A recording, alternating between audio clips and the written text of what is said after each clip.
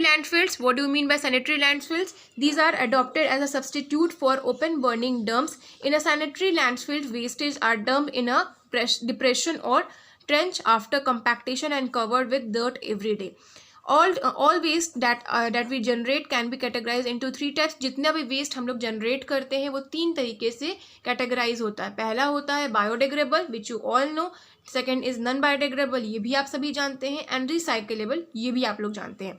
ठीक है, एग्जामिनेशन में आपसे बायोडिग्रेडेबल, नॉन बायोडिग्रेडेबल और रिसाइकलेबल का डिफरेंशिएशन पूछा जा सकता है, which I will tell you in the next video. ठीक है, अब बात करते हैं नेक्स्ट पॉइंट. तो irreparable computers and other electronic goods, जिसे हम लोग इलेक्ट्रॉनिक वेस्ट बोलते हैं, जैसे कि हमारा जो पुराना फ़ोन हो गया, पुराना लैपटॉप हो गया, पुराना मोबाइल हो गया, पुराना चार्जर हो गया, ये सारा जो चीज़ है ई वेस्ट में आता है. Ozone is found in upper part of atmosphere known as stratosphere. Stratosphere क्या होता है? ओजोन में सबसे ऊपरी पार्ट में जो है हमारे एटमोसफियर में पाया जाता है स्ट्रेटोस्फियर.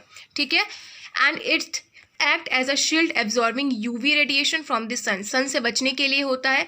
डॉप्सन यूनिट, जिसे हम लोग DU भी बोलते हैं. DU का मतलब दिल्ली यूनिवर्सिटी ही नहीं, डॉप्सन यूनिट भी होता है. ठीक है, the thickness of the ozone of column of air from the ground to the top of the atmosphere is measure in terms of Dobson unit.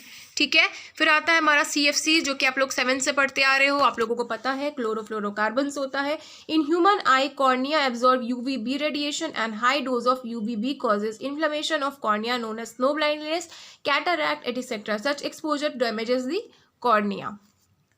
अब एफॉरेस्टेशन, डिफॉरेस्टेशन, ये सभी आप लोग जानते हैं. Cutting down trees in a large scale, जिसे हम लोग डिफॉरेस्टेशन बोलते हैं. और एफॉरेस्टेशन होता है पेड़ को लगाना. Plantation, planting trees in a large scale, जिसे हम लोग एफोरेस्टेशन बोलते हैं.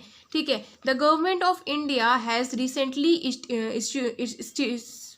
instituted the Amrita Devi Bishnoi Wildlife Protection Award for the individual of communities from rural areas that has shown extraordinary courage and dedication in protecting wildlife. Amrita Devi Bishnoi award government ने start करा है. ठीक है, चिपको मूवमेंट आप सभी को पता होगा. In 1974 local women showed their bravery in protecting trees from are known as contractor by hugging them. यानी कि जो पेड़ पे हैं वो लोग चिपक गई थी कि पेड़ नहीं कटने देंगे, लेकिन लास्टली पेड़ के साथ साथ उन्हें काट दिया गया था, इसीलिए चिपको मूवमेंट बोला जाता है. JFM का मतलब क्या होता है? Joint forest management. ठीक है, तो आज के इस वीडियो में हमने chapter number 16 biology cover up कर लिया है. अगले वीडियो में हम नेक्स्ट चैप्टर डिस्कस करेंगे. वीडियो हेल्पफुल लगी हो तो